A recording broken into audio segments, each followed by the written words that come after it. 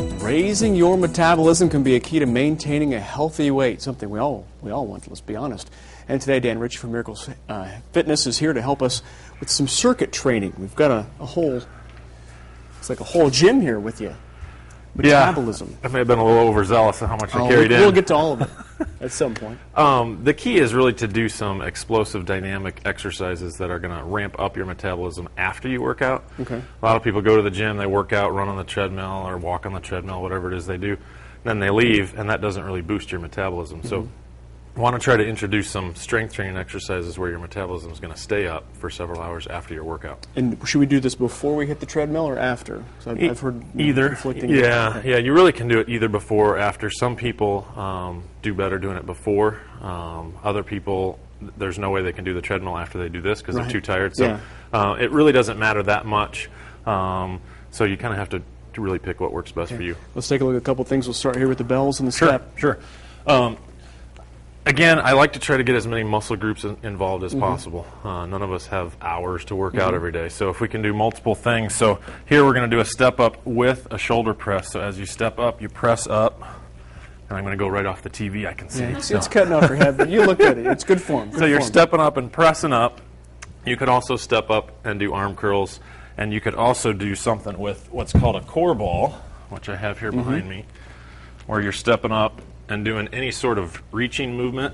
Okay, here we're working a lot of balance because I can work on rotation. So you work back, arms, and also the legs. A lot of core strength. Can I stabilize my hips as I turn, that sort of thing. So anyone that does any sort of rotational movement, golf, baseball, softball, anything where they have to turn, now I'm working on that ability to stabilize while rotating. Yeah.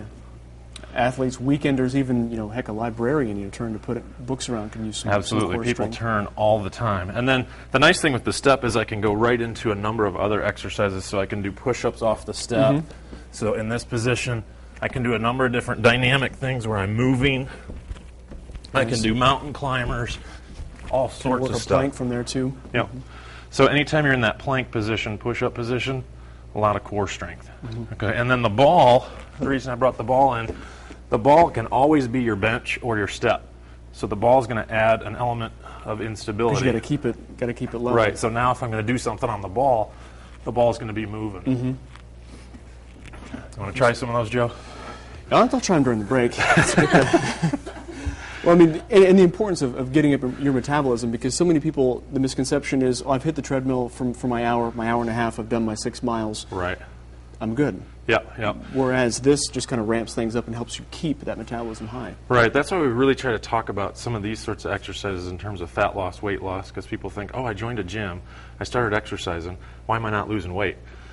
Most exercise sessions are anywhere from 400 to 600 calories. It takes 3,500 calories to lose a pound of fat. So if we don't do something that really ramps up our metabolism when we're sitting behind the desk, when we're not working out, we're really not going to lose weight through exercise. Have you seen a lot of people keeping up with their New Year's resolutions and doing those things? I have. Or are they starting to fall off a little bit? No, I see a lot of people keeping up, and February is usually just as big as January. At that point, people are kind of still motivated. So until after spring break, and they get back from the Bahamas and pass.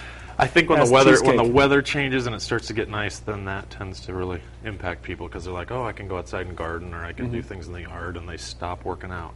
But if you get anything, it's the treadmill is good, but it's not good enough.